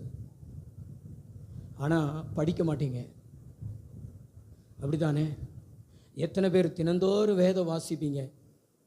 உங்கள் கைகளை உயர்த்தி காமிங்க. வாலிப பிள்ளைகளை கேட்குறேன், நான் டெய்லி பைபிள் வாசிப்பேன் பாஸ்டர் அப்படி சொல்லுங்கள். கை உயர்த்தி காமிங்களேன். பாருங்களேன், ஒரு 1 2 3 4 அது கூட வாயை துடைக்காத கை வைத்துக்கான்னு தெரில. பெரியவங்களை எத்தனை பேர் தினந்தோறும் பைபிள் படிப்பீங்க? மற்றவங்களாம் இன்னைக்கு உங்கள் கையில் பைபிள் இருக்குது, ஆனால் ஒரு காலத்தில் பைபிள் இல்லை மக்கள் கையில். ரோம காலத்தில் இந்த கிறிஸ்தவம் அரசாங்கத்தின் கட்டுப்பாட்டுக்குள்ளே போனது. அதனால் ரட்சிக்கப்படாத, ஆண்டவரை ஏற்றுக்கொள்ளாத, பிழைப்புக்காக வருகிற மக்களை கூட பாதிரியார்களாக ஏற்படுத்தி ரோமன் கத்தோலிக்க கவர்மெண்ட்டை, கிறிஸ்தவத்தை அது தழுவி அதில் உருவானது தான் ரோமன் கத்தோலிக்க திருச்சபை. இந்த திருச்சபையின் காலத்தில் மக்கள் கையில் பைபிள் இருக்காது, மக்கள் கண்களில் வசனம் படாது. பாவ மன்னிப்பு சீட்டு வித்தார்கள். இந்த டிக்கெட்டு வாங்கினா உங்கள் தாத்தாவினுடைய பாவம் மன்னிக்கப்பட்டுரும், ஓம் பாவம் மன்னிக்கப்பட்டுரும், நீ செய்ய போகிற பாவமெல்லாம் மன்னிக்கப்பட்டுரும்னு டிக்கெட்டு விற்று அதில் பணத்தை சம்பாதித்தது அந்த நிர்வாகங்கள். ஆனால் அதில் ஒரு பாதிரியார் தான் மார்ட்டின் லூதர். ஒரு நாள் இரவு முழுவதும் பைபிளில் இருக்கிற வசனங்களை எழுதி, அதாவது அதற்கு தேவையான வசனங்களை எழுதி, ஞாயிற்றுக்கிழமை சர்ச்சு திறக்கப்படுறதுக்கு முன்னாடி கதவுல போய் ஒட்டிட்டு வந்துட்டார். காலையில் வந்த மக்கள் அதை படித்து, இயேசு கிறிஸ்துனுடைய ரத்தம் சகல பாவங்களை நீக்கி சுத்திகரிக்குமா, விசுவாசத்தினால் நீதிமான் பிழைப்பானா அப்படி சொல்லிட்டு வசனங்களை மக்கள் படிக்க ஆரம்பித்து அந்த நிர்வாகத்தினிடத்தில் கேள்வி கேட்டார்கள். அதிலிருந்து உருவானது தான் லுத்ரன் சபை. அதற்கு பின்பு தான் அப்படியே வளர்ச்சி அடைந்து ஆங்கிலிக்கேயன் சபை வந்தது. அப்படியே பெந்தகோஸ்த சபைகள் அப்படியே எழுச்சி அடைந்தது. ஆனால் ஃபஸ்ட்டு உருவானதே எது அப்படின்னா பெண்டிகாஸ்டல் சர்ச் தான். ஆதி அப்போஸ்தலர் காலத்தில் முதல்ல உருவாக்கப்பட்டது பரிசுத்த ஆவியானவர் உருவாக்கின சபை, பெந்தெகோஸ்தே நாளில் உருவான சபை. ஆனால் நாளடைவில் இந்த அப்போஸ்தலர்களாக மரித்த பின்பு ரோம அரசாங்கம் அதை உடைமையாக்கி கொண்ட பின்பு அது மாற்றம் கண்டுவிட்டது. ஆனால் பரிசுத்த ஆவியானவர் விடலை. ஒரு மார்ட்டின் லூதர் என்கிற ஒரு தேவனுடைய மனுஷனை எழுப்பி இந்த உலகம் முழுவதும் மக்கள் வேத வசனத்தை வாசிக்கக்கூடிய ஒரு விழிப்புணர்வை தேவன் ஏற்படுத்தி கொடுத்தார். ஹல்லேலூயா. மரித்து கிடந்த ஜனங்கள் உயிரடைஞ்சாங்க. இந்த வேதத்துக்காக நல்ல கை தட்டி ஆண்டவருக்கு நன்றி சொல்லுங்களேன். இந்த வேதம் நமக்கு ஆண்டவர் கொடுத்த சாதம், இது நம்மளை சேர்க்கும் ஆண்டவருடைய பாதம். நல்ல கை தட்டி ஆண்டவருக்கு நன்றி சொல்லுங்களேன். ஆனா இந்த வேத வசனத்தை படிக்கக்கூடிய வாய்ப்பு இருக்குது பிரதர். ஆனா படிக்கிறீங்களா? வட கொரியாவில் நீங்கள் பைபிளை இந்த மாதிரிலாம் வச்சுருக்க முடியாது. கிங் ஜாம் உன் அப்படின்னு ஒரு ஆள் இருக்கான், பார்த்தீங்களா? தெரியுமா உங்களுக்கு? சர்வாதிகாரி அவன். அவங்க அப்பா பிறந்த நாளுக்கு யாராவது சிரிச்சிங்க தூக்கில் போட்டுருவான். அவங்க அப்பா சிலை இருக்கும், அங்கே போகும்போது அவர் இறந்த நாள் அன்னைக்கு அழுக வராட்டாலும் அழுவணும், இல்லைன்னா உங்களுக்கு மரண தண்டனை. எப்படிப்பட்ட சர்வாதிகாரி பாருங்களேன். அவன் தேசத்தில் பைபிளே கொண்டு போகக்கூடாது, ஆனாலும் அங்கேயும் பைபிள் படித்து கொண்டிருக்கிறாங்க மக்கள். எப்படி தெரியுமா? ஒரு பைபிள் போனால் ஒரு ரகசியமான இடத்துல மக்கள் கூடுவாங்க. அப்படியே இங்கிலீஷ் பைபிளை ஒவ்வொரு பேப்பரை கிழிச்சிருவாங்க. கூடுற அன்னைக்கு வர்றவங்களுக்கு ஒரு பேப்பர் கொடுக்கப்படும். அவங்க படிச்சுட்டு அடுத்த முறை வரும்பொழுது வேறு பேப்பர் மாற்றி கொண்டு போவாங்க. அப்படியும் வேதத்தை நேசித்து ஆண்டவரை அறிந்து கொள்கிற மக்கள் உண்டு. ஹல்லேலூயா. ஆனால் இன்றைக்கி இவ்வளோ பெரிய புஸ்தகமாக வச்சுருக்கிற உங்கள் சாய்ஸு. ஆனால் ஏதாவது ஒரு வசனத்தை படிக்கிறியா தம்பி? பக்கத்தில் பார்த்து சொல்லுங்களேன், பைபிளை படிக்கிறீங்களா? அதனால தான் உங்களுக்கு தேவனை குறித்த அறிவு இல்லை. உலகத்தை குறித்த அறிவு இருக்குதுங்க, செல்போனை குறித்த அறிவு இருக்குதுங்க. செல்போனை குறித்த அறிவு இருக்குது தம்பி. உலகத்தை குறித்த அறிவு இருக்குதா? இருக்குதா இல்லையா? செல்போனில் நமக்கு தெரியாததெல்லாம் அவங்க சொல்கிறாங்க, பிரித்து மேயிறாங்க. செல்போனை குறித்த அறிவு இருக்கிறது, கம்ப்யூட்டர் குறித்த அறிவு இருக்கிறது, இந்த உலகத்தை குறித்த அறிவு இருக்குது, பாவத்தை குறித்த அறிவு இருக்கிறது, சினிமாவை குறித்த அறிவு இருக்கிறது. ஆனால் தேவனை குறித்த அறிவு இருக்குதா? நீ தேவனை குறித்து அறிவை அடையாத வரைக்கும் நீ தேவனிடத்தில் மரித்திருக்கிறாய். தேவன் உன்னிடத்துல பேச முடியாது, நீ தேவனிடத்துல பேச முடியாது, உன்னால தேவனிடத்துல வர முடியாது. நீ பரலோக ராஜ்யத்தை கனவானா நினைக்கலாம், ஆனால் உன் வாழ்க்கையில் அது நினைவா மாறாது. ஏன்னா நீ தேவனை பின்பற்ற முடியாது. ஆனால் நீ தேவனை பின்பற்றணும்னா உனக்கு தேவனை குறித்த அறிவு நிறைய வேணும். நான் சொல்கிறேன், பைபிளை நல்லா படிங்க, ஜெபம் பண்ணுங்க. ஆண்டவர் உங்களுக்கு அவர் ஜெபிக்கிற நேரத்தில் நிறைய ரகசியங்களை வெளிப்படுத்தி கொடுப்பார், சொல்லி கொடுப்பார். எனக்கெல்லாம் ஆண்டவர் நிறைய வேத வசனங்களை கற்றுக் கொடுத்தார். நான் வேதத்தை அதிகமாக படித்தேன், இப்பொழுதும் படித்து கொண்டே இருக்கிறேன். நான் ரோமன் கத்தோலிக்க ஒரு பின்னணியத்திலிருந்து வந்தவன். ஆனால் என்னுடைய வாழ்க்கையை பார்த்து நீங்கள் ரோமன் கத்தோலிக்க பின்னணியத்திலிருந்து வந்தவங்கன்னு யாரும் சொல்ல முடியாது. ஏன்னா அதுக்கும் எனக்கும் ரொம்ப தொடர்பு இருக்காது, அதனுடைய வாடையே இருக்காது, என் பிள்ளைகளுடைய பேரில் கூட இருக்காது, என்னுடைய ஆராதனை முறைகளில் இருக்காது, என்னுடைய விசுவாச முறைகளில் இருக்காது. அல்லேலூயா சொல்லுவோமா? காரணம் என்ன தெரியுமா? சத்தியத்தையும் அறிவீர்கள், சத்தியம் உங்களை விடுதலையாக்கும். இதை நான் அறிஞ்சு தான் இன்றைக்கி நான் கர்த்தருக்குள்ளே நிலைச்சிருக்கிறேன். இன்றைக்கி நிறையா மக்கள் பார்த்திங்கன்னா ஆவிக்குரிய சபைக்கும் போகிறாங்க, அந்நிய பாஷையும் பேசிக்கிறாங்க, ஆனால் விக்கிரக கோயிலில் போய் மொட்டை போட ஆரம்பிச்சிடுறாங்க. காமநாயக்கம்பட்டிக்கு ஓடி விடுகிறார்கள், புளியம்பட்டிக்கு ஓடி விடுகிறார்கள். அடுத்து என்னென்ன கோயில் இருக்கிறதோ, ஆர்சி சம்மந்தப்பட்ட என்னென்ன கோயில் இருக்குதோ எல்லா கோயிலில் போய் விடுறா, மொட்டையை போடுறா. நீ செத்து தான் கிடக்கிற, நீ தேவனிடத்துல செத்து கிடக்கிற, நீ மனுஷனிடத்துல பிழைச்சிருக்கிற, மனுஷனிடத்துல உயிரோடு இருக்கிற, ஆனா தேவனிடத்துல செத்து கிடக்கிற. ஏன்னா தேவனை குறித்ததான அறிவு உனக்கு இல்லையே. நீ ரொம்ப நாள் ஆண்டவரை பின்பற்றி வர முடியாது, நீ இப்படி பாட முடியாது, இயேசுவின் பின்னால் நான் செல்லுவேன் திரும்பி பார்க்க மாட்டேன் அப்படின்னு உன்னால பாட முடியாது. ஏன்னா நீ அறிவை அடையாது இருக்கிற வரைக்கும் உனக்கு பின்மாற்றங்கள் இருக்கிறது. ஒரு குறிப்பிட்ட காலம் போயிருவ, கல்யாணத்து வரைக்கும் இருப்ப, அதுக்கு பிறகு போயிருவ. ஆனா நீ ஆண்டவரை குறித்த அறிவு அடைஞ்சிருந்தீங்கன்னா எந்த காலத்துல நீ மாற மாட்ட. மரணம் தான் உன்னை பிரிக்கும். அது வரைக்கும் கர்த்தரோடு இருப்ப, அதுக்கு பிறகு கர்த்தரிடத்துல போவ.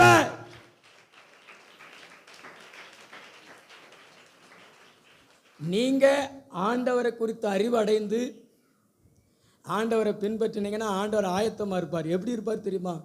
சூரியன் போல இருப்பார். எப்படி இருப்பார் தெரியுமா? மழை. மனுஷனுக்கு தேவையான ரெண்டு, ஒன்று சூரியன், இன்னொன்று மழை. சூரியன் என்பது வெளிச்சம், மழை என்பது செழிப்பு. ஏசப்பா உன் வாழ்க்கையில் வெளிச்சத்தையும் கொடுப்பாரு, செழிப்பையும் கொடுப்பாரு. பக்கத்துல பார்த்து சொல்லுங்களேன், நீ ஆண்டவருக்குள்ள அறிவடைந்தேனா, நீ ஆண்டவரை பின்பற்றினேனா உனக்கு ரெடியாக வச்சிருப்பாரு.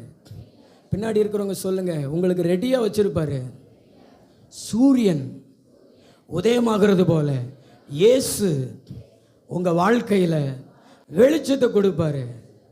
ஒரு துளி அளவு கூட இருள் இருக்காது. இருளை நீங்க மேற்கொள்வீங்க. நடக்க முடியாத, கடக்க முடியாத பாதையில கூட வெற்றியா நடத்துவீங்க. ஏன்னா உங்களுக்கு சூரிய வெளிச்சம் இருக்கிறது. அருணோதயம் போல இயேசு எழும்பி இருக்கிறாரு. அதே மாதிரி முன்மாறி பின்மாறி, என்ன மாதிரி, என்ன மாதிரி, முன்மாறி பின்மாறி. அதாவது விதைக்கிறதுக்கு முன்னாடி பெய்கிற மழை முன்மாறி, உழுது விதைச்ச பின்பு பெய்கிற மழை பின்மாறி. இந்த ரெண்டு மழை பெஞ்சாதான் பயிர் வளரும், பலன் கிடைக்கும். ஆண்டவர் அதே மாதிரி உங்களுக்கு மழையை கொடுப்பாரு, முன்னையும் கொடுப்பாரு, பெண்ணையும் கொடுப்பார். இந்த மழை உங்கள் வாழ்க்கையில் பசுமையை தரும். ஆமென். உங்களுக்கு அருணோதயம் போல இருப்பார். பக்கத்துங்களை பார்த்து சொல்லுங்களேன், நீ ஏசப்பாவுக்கு பின்னாடி ஓடி வந்தேன்னா, நல்லா கையை பிடிச்சி சொல்லுங்களேன், நீ ஏசப்பாவுக்கு பின்னாடி ஓடி வந்தீங்கன்னா, சொல்லுங்க தம்பி தம்பி தம்பி, ஏசப்பாவுக்கு பின்னாடி ஓடி வந்தீங்கன்னா பின்மாற்றம் அடையாம சிலுவையின் முன்னால் உலகம் என் பின்னால், சிலுவையின் முன்னால் உலகம் என் பின்னால் என்று ஆண்டவரை பின்பற்றி ஓடி வந்தீங்கன்னா ஆண்டவர் உங்களுக்காக எழும்பிக்கிட்டே இருப்பார். உதயமாவார், அருணோதயம் போல. நல்ல தலைக்கு மேல் கூட கை தட்டி, இயேசுவே நாங்கள் உயிரடைய வேண்டுமே, ஆவியானவர் எங்களுக்குள் வர வேண்டுமே, நாங்கள் உயிர்ப்பிக்கப்பட வேண்டுமே. நல்ல அந்நிய பாஷையில் பேசுங்களேன். கர்த்தர் இன்றைக்கு மரித்து கிடக்கிற அநேக உடல்களை இன்னைக்கு உயிர்ப்பிக்கிறாரு. சாவிக்கு ஏதுவான சரீரங்களை ஆண்டவர் இன்னைக்கு உயிர்ப்பிக்கிறாரு. நல்ல கைத்தட்டி கொஞ்ச நேரம் அந்நிய பாஷையில் அப்படியே பேசுவீங்களா? வாலிபர்கள் பேசுவீங்களா? இன்னைக்கு ஒரு உயிர் மீச்சி, இன்னைக்கு உயிர் மீச்சி, உங்களுக்குள்ள ஒரு உயிர்ப்பித்தல், இன்னைக்கு ஒரு உயிர்த்தெழுதல் திருவிழா, இன்னைக்கு ஒரு உயிர்த்தெழுதல் பண்டிகை. இன்னைக்கு மனித உடல்கள், மரண உடல்கள், சாவுக்கு ஏதுவான சரீரங்கள் இன்னைக்கு எழும்ப போகிறது. ஆவியானவர் பிரவேசிக்க போகிறார். இப்பொழுது நிறைய பேருக்குள்ள பிரவேசித்துக் கொண்டிருக்கிறார். பின்னாடி நிறைய பேருக்குள்ள பிரவேசித்துக் கொண்டிருக்கிறார். நீ விட்டு கொடுத்து பாரு. இன்னைக்கு ஆண்டவர் உன்னை உயிர்ப்பிப்பார். உணர்வை கொடுத்து உயிர்ப்பிப்பார். அறிவை கொடுத்து உயிர்ப்பிப்பார். தேவனிடத்தில் சேர்த்து உயிர்ப்பிப்பார்.